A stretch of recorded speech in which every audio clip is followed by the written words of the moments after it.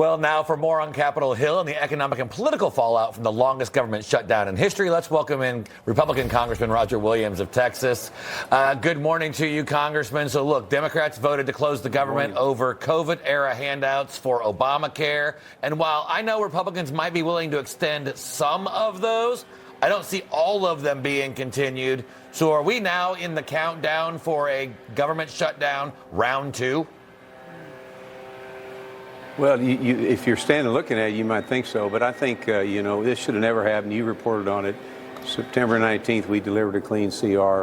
That's what we should have had. But I don't know. I'm not worried about round 2 right now. What I'm happy about is that Main Street America is able to breathe again, get back in business, start hiring people and selling their wares, and take advantage of the big, beautiful bill that we kind of lost track in talking about during the shutdown.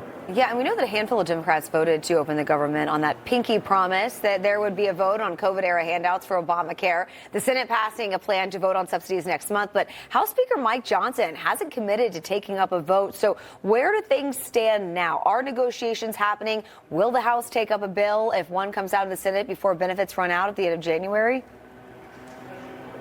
Well, we'll see. We'll see what Speaker Johnson wants to do. The fact of the matter is, we had a clean bill come out. It was ready to put people back to work. Nobody's interested in extending the Obamacare for a year. It doesn't work. We will have a plan when the time is right. Republicans will, and I think the future is great. And I'm excited about the fact of the matter on the big beautiful bill. We can get back to talking about tax cuts. We can talk about regulations for community banks, 100% expensing, and $30 million threshold now for those people who want to pass inheritance on. All this stuff needs to be talked about because it's going to turn the economy around. I can tell you, 57 years in business, still own a small business in Texas. We got great opportunity ahead of us in Main Street America. Yeah, Congressman, I mean, obviously one of the issues of affordability that the president wants to tackle is health care. Take a listen to what he had to say.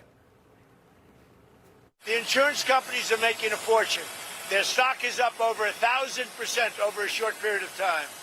They are taking in hundreds of billions of dollars, and they're not really putting it back, certainly not like they should.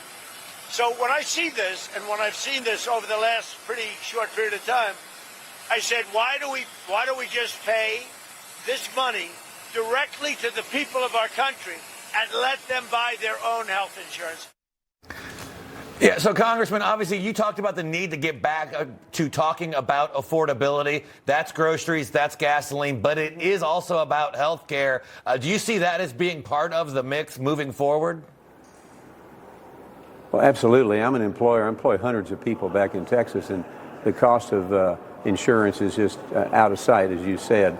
And I think we need to get back to where people own their own health care, not the government, not their employer, shop across state lines, let competition work. And if the president wants to help fund that, especially out of, say, tariff money, that'd be great. And that would help people get what they need and move us forward and talk about jobs and the economy and doing great things.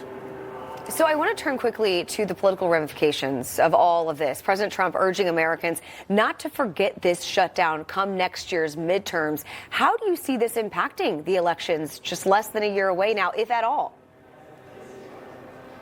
Well, I'm not so sure it will affect. Voters have a short memory, and we're going to have so many things happen between now and then. But at the same time, if somebody wants to take ownership for the shutdown, it's Schumer, it's the Democrats.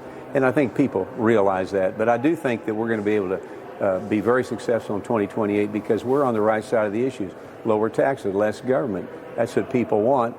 And the Democrats don't have a plan for anything except downgrade President Trump. And that's not a winner, that's a loser. Well All right, said. We will see here in the coming midterm battles that are underway now. Congressman Roger Williams of Texas, thanks for joining us this morning. Thanks.